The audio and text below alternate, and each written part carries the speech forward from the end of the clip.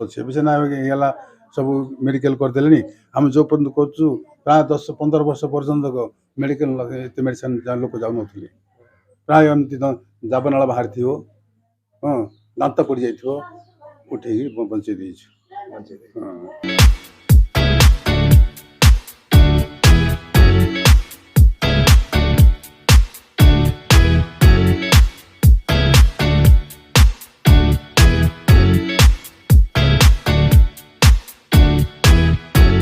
दर्शक बंधु गंजाम सेना यूट्यूब चैनल को बहुत बहुत स्वागत। आज वीडियो रे आम देखा आयुर्वेदिक महत्व केते कहीं साप हो चाहे जेकोसी जंतु कामुड़े लोक मैंने बहुत प्रकार हैरान होता होती। तो आज वीडियो रे यह जानने चेष्टा करबा कि प्रकृत रे आयुर्वेदिक केते सचित कहानी अच्छी जो बाघाड़ा ग्राम रे गोटे मठ अच्छी से बाबा बसचंदी बहुत लोकर उपकार कर। तो आज तांकठू जानिबा प्रकृत रहस्य कौन आउ ए जो साप हो जेकोसी जंतु जदि कामुड़ी दिए किमिति भल ही पारिबे आपण जदि एटिके आसी पारु नाहंती तथापि बाबा हमको कहबे घरे थाई कि किछि उपाय अछि ना नाही। ठीक अछि बाबा तो सुन बाबा आपन को नाम कोन? राम बाबा बाबूराम बाबा बाघाड़ा बाघड़ा केते वर्ष होला ए सब काम करले? एटा 35 वर्ष होगलनु 35 वर्ष ला करले। कोन कोन रोगर उपकारता आपन को पाखे अछि? हम देखि पारछु जे कोन साप चुपैले अब आगे एलर्जी हेले अब आगे मलकंठ हेले आ छोटा पिला मुंचुआ ये धारण करा जाए आओ ये गैस्ट्रिक या बीमार दे थाउछु। मतलब कहया गले शरीर जेकोसी रोग बाबा का माखे उपचार अछि आयुर्वेदिक चेरमूली के कोन साइड इफेक्ट कोन अछि? रिएक्शन जिंस कुछ रिएक्शन किछि नाही किंतु रिएक्शन जिंस भी केन दिया है ना पिल्लाठू बुढ़ा पर्यंत खाई पारे पिल्लाठू आबाल बुढ़ा पर्यंत खाई पारे जेहेतु आम ए देखुचे बिलवाड़ी काम स्टार्ट हेलानी तो लोक मानकर धान शीशा बाजिक हाथ फुका फुका हो जाए तो सेति पई कोन उपाय अछि हमर भाभी देखि ताउछु विषाक्त जा कोनस लागि तो चरा पाज बाथियो नले कोनस मुति देथियो न बुलगणी जबि देथियो न भलो कामड़ देथियो न जे तो जो छाप कामड़ देथियो तब मेडिसिन पता देई भलो करि पारछु। जदि आपन पाखु के आसी पार नाहंती घरे थाई कि कोन उपचार कोन अछि जोथरे कि ताके निजे उपकारता है कि भलो ही उपचार करि परिबे बेले किंतु धावण बांधी परिबे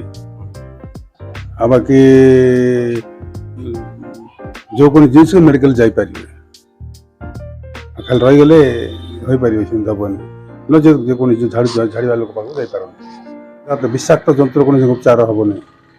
छोटी बुलबुली आनी फ्रेनी हला बोले ए सब जो गत होत नै थाउ जल्दी एटा गोरी के लगे गिरी अब नले हल्दी लगे पारिबे। तो एबे देखंतु ए जण को साप चुबे देला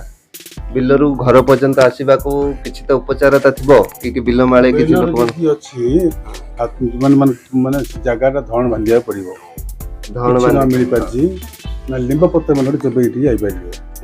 निम पत्र जदि खाइबे ताले केते समय पर्यंत विषाक्त को रखि पारिबे? पड़ला मात्र के गोटे 15 मिनिट रे होई पारिबो एठी आसी गला पर आम जा जो दे दू 2 घंटा पर्यंत बस कर से समय निजे मेडिकल जाकि भल होगी आई पारे। तो दर्शक बंधु देखिले जदि आपण को एपरी किसी असुविधा थाए निश्चित ए उपचारता करंतु आ निज बाबा को पाख को तुरंत पळे आसंतु जहां कि आपण को जीवन बंची जाई पारे लेके जाउ गिरीशोलाड़ा कोलकाता जो सहित गंजाम सहित हम वीडियो माध्यम रे जदि के एठी के आसीबा को चेष्टा करबो तो रास्ता कोन की परि अछि कोपड़े दे के आसी पारिबे तो हमर नाम पुरुषोत्तम आसी नाम पुल दिया आसीबे तापरे जदि गंजा आसी पारे पोड़ा पतरी बाड़ी छत्रपति इति रास्ता अछि आउ 25 जगह अछि मां तारातारिणी टे पचार देले किए भी सब कहि देबे सेठी बागला ग्राम कोठे बाबा अछंती तमे बोले एंड जॉल कहिबे आंगु छक्का अछि जी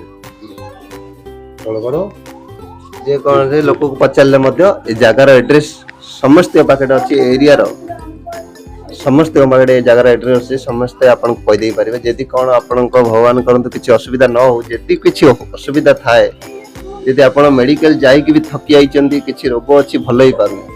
तो निश्चित बाबा को पाखो आसंतु भलो ही जाय पड़े एक तो मळकंटक सबुठो बड़ खतरनाक